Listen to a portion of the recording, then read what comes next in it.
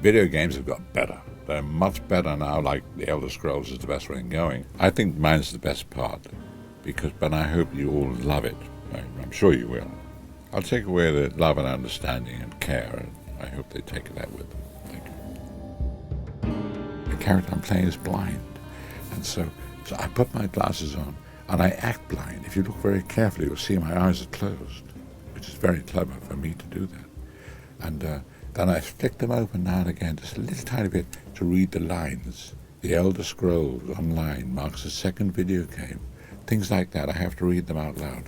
So how on earth they expect me to play a blind man and also speak a lot leaves me, angry. I get very angry about it.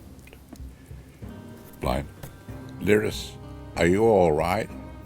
Lyris, are you all right? How's it like that? Pretty good. Right. Indeed. But let us not get ahead of ourselves without an understanding of where we are bound.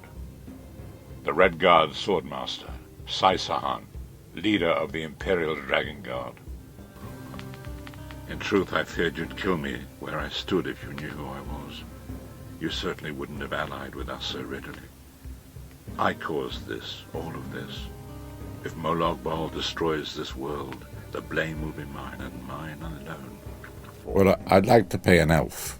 That's the part I'd be really good at. Elves are quite short. I'm not short, I'm a bit overweight and not very tall, but an elf would appeal to me. They're funny, they're interesting, they climb trees. So an elf would be my sort of thing. I'd be an elf. Also, they have the added advantage, elves, of sitting down a lot. I love sitting down. If you played a king or some duke or something, you have to keep walking around. I don't do that.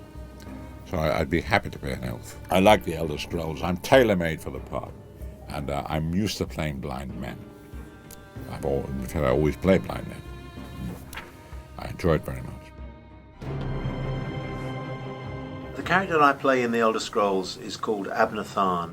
The best way to describe him would be supremely confident and arrogant. A man who clearly has a very, very high opinion of himself and a very low opinion of others, which is even more crucial. There's this ongoing sense of him being very sarcastic and very aloof. He doesn't quite believe that anyone can be as powerful or as strong or as decisive as he is, or as they need to be. So there's always this little tension of trying to, he's very sparing with his compliments, but very generous with his sarcasm. I know more about the Daedra than any man or mer alive. For good or ill, my family has always kept ties with the forces of oblivion, and this much I know. One cannot kill a Daedric prince. But we have the Amulet of Kings. So, we're to stumble blindly into the catacombs beneath a crumbling ruin abandoned for an age. Lovely. That bearded idiot swordmaster will lead us straight into a trap, no doubt. It's my small-minded nephew, Jabad. The lad was petty and cruel for the enjoyment of it. I always suspected he'd meet an untimely end. Leave him to his fate.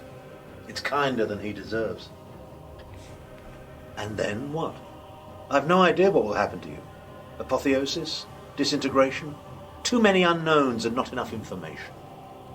But if you defeat Molag Bal and survive, your soul and the soul of every other surviving vestige should be restored.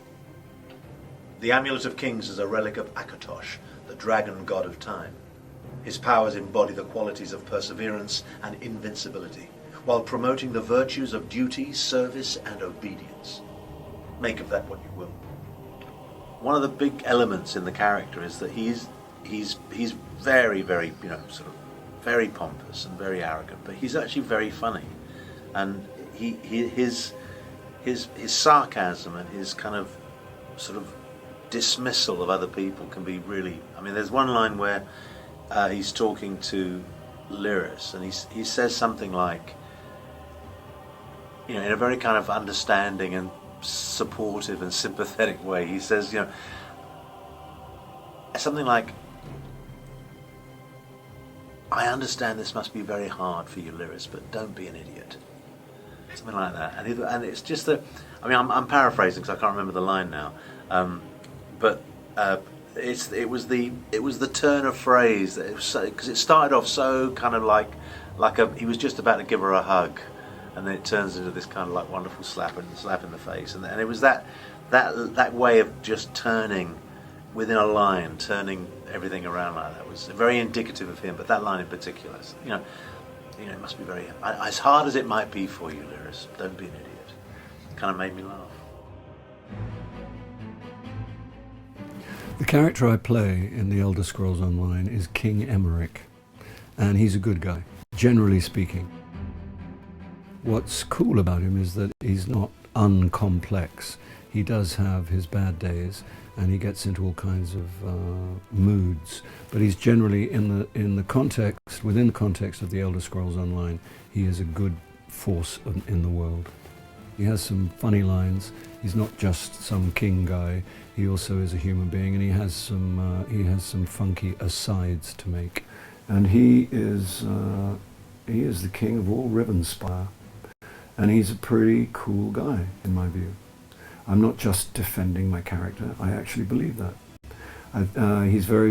He's a serious hands-on king. He doesn't hang around in throne rooms telling other people how to fight battles. He's out there. He's on horseback. He's getting bloody. He doesn't fool around, and he's never lost a battle, as far as I know, which just right there is pretty cool. I will not wager the future of my people on the word of a snow barbarian and an adolescent female. I fear for Tamriel's future if either of you were to sit upon the ruby throne. This crown, one day, I will throw this crown in a lake. This crown was probably great for my grandfather. This crown looks tawdry. Why can't they shine it up now and again? Everyone's so scared to touch the crown. They could at least clean it. This crown makes me look stupid. It sits on my ears. My ears are not my best feature. Can't they tighten this crown slightly? I'm blinded by it if I'm riding on a horse.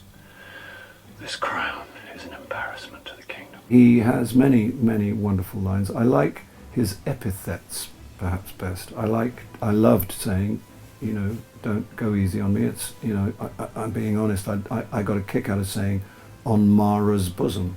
I like it when things get daft. It means you're not being a nuisance in the world. It means you're doing something actually in a kind of, funky way that's useful, and you're not, invading Iraq. So I'm hoping they come to me with a warm feeling. And I hope that by the time they leave, they feel a whole lot better. I say encouraging stuff. I point them in the right direction. I don't sell them any nonsense. And I'm generally on the player's side. And it's also part of my job, I have to say, that if they do anything wrong in the game, I get to tell them. But then it's tough being a king. And the crown doesn't fit, because my great-great-great-great-great-grandfather apparently must have had a very small head. So I get a lot of crown aches. I like the variety of things you have to achieve vocally. I like the fact that it's concentrated into a relatively short period of time. I've had a very pleasant time working with the people here. I'm in Paris, I have to come clean, and it's a beautiful summer's day.